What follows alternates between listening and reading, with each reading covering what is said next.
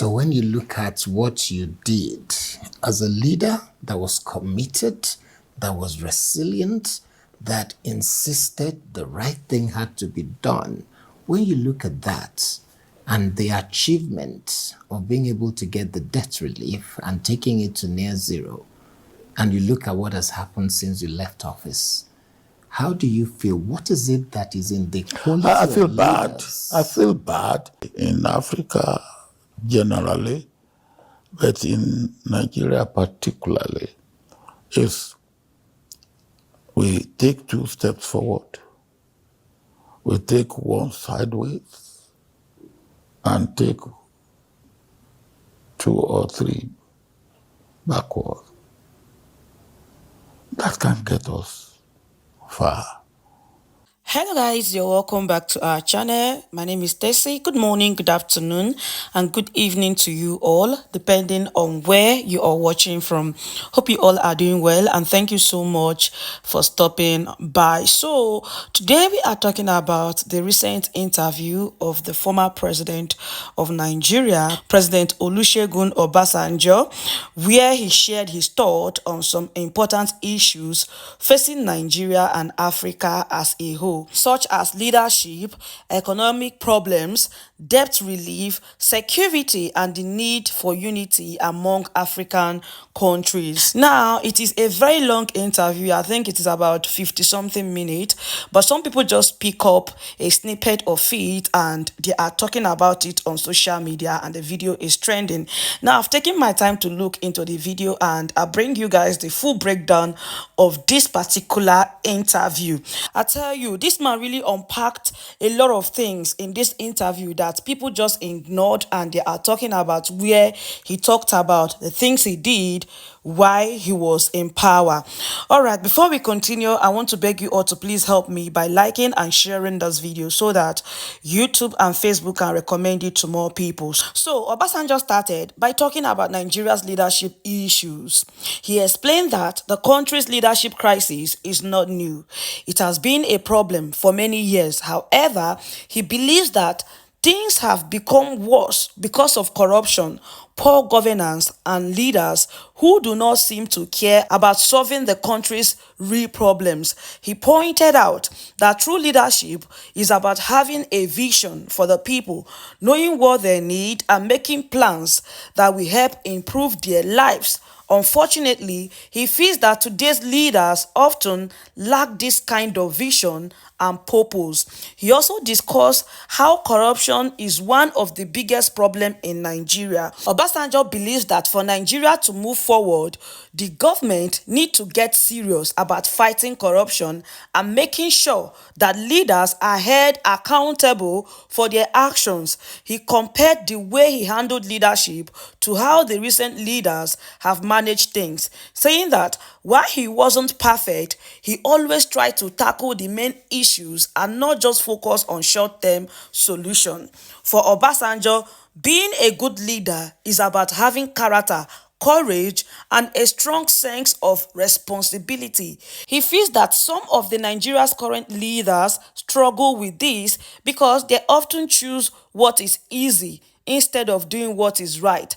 During his time in office, Obasanjo said he took on tough challenges because he knew they were necessary, even if people didn't always agree with his decision. He wasn't just trying to make himself look good, he wanted to make Nigeria better. Another major issue Obasanjo discussed in the interview was Nigeria's economy and the issue of debt.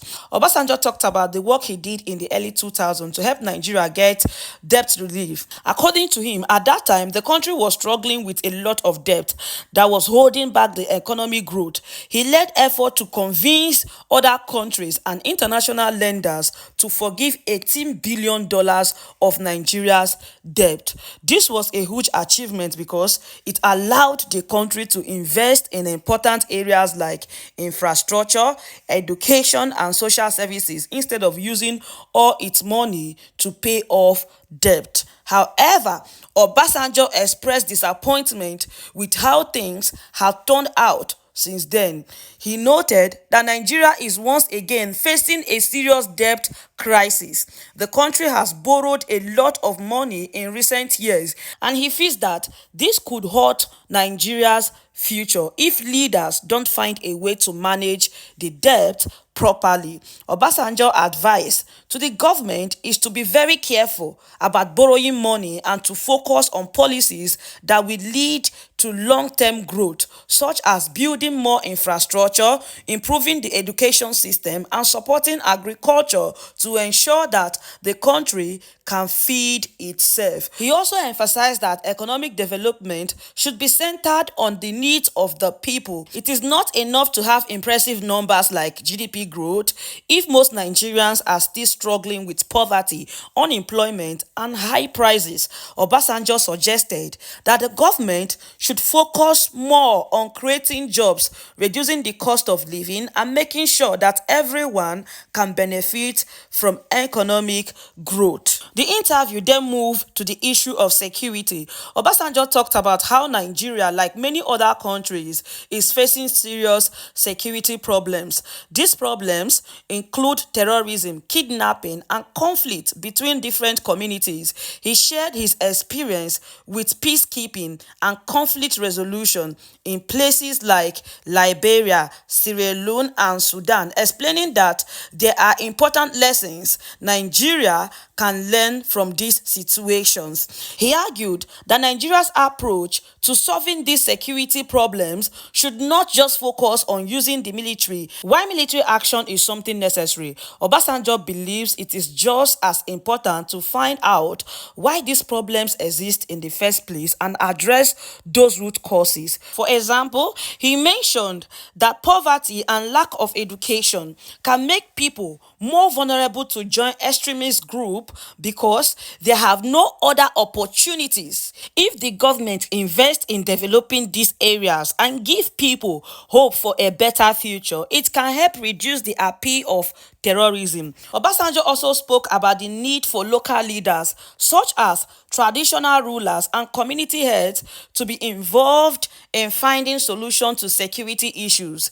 He said that the government should not try to solve these problems on its own because community leaders understand the local situation better and can help build trust between the people and the authorities. He also spoke passionately about the need for African countries to work together to solve their problems and grow stronger. One of the key points he made was about the African Continental Free Trade Area, which is an agreement that aims to increase trade between African nations. He believes that this could be a game changer for Africa because it would make it easier for countries to trade with each other instead of depending so much on market outside the continent. He argued that if African countries unite and cooperate, they can build a stronger economy and create more jobs for their people. This would reduce the continent's reliance on foreign countries and help it grow independently.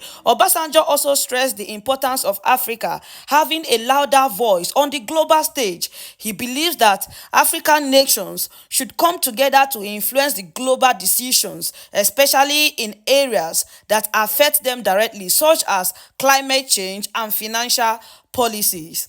Towards the end of the interview, Obasanjo shared his thought about his life after leaving office and what he sees as his legacy. Even though he is no longer the president, he has continued to play an important role in Nigeria and Africa. He hasn't disappeared from the public eyes. Instead, he has been very active in mediating conflict, advising on democracy, and even engaging in farming project. He acknowledged that his time in office was not without mistakes, but he said that all his decisions were made with the intention of moving Nigeria forward. He encouraged today's leaders to understand that being in power comes with great responsibility and that they must always put the need of the people first. That is it for you all, my people. Like I said to you all before, the interview, this man unpacked a lot in that interview, but I was surprised that people just took a snippet of it and start talking about where he talked about the things he did while he was in power. So the interview with Olusegun Obasanjo was not just a look back at Nigeria's past, but also it is a lesson for the people in leadership and what it takes to truly lead a nation.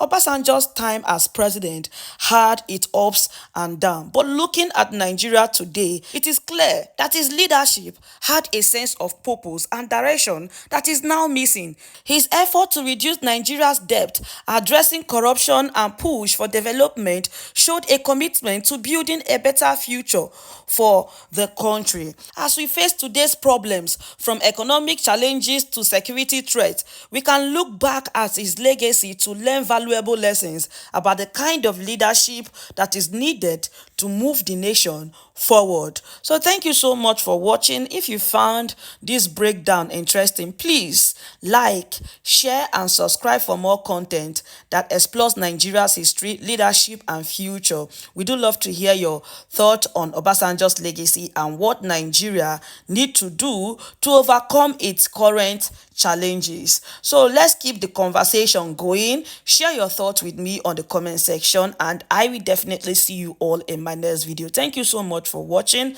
See you all. Bye.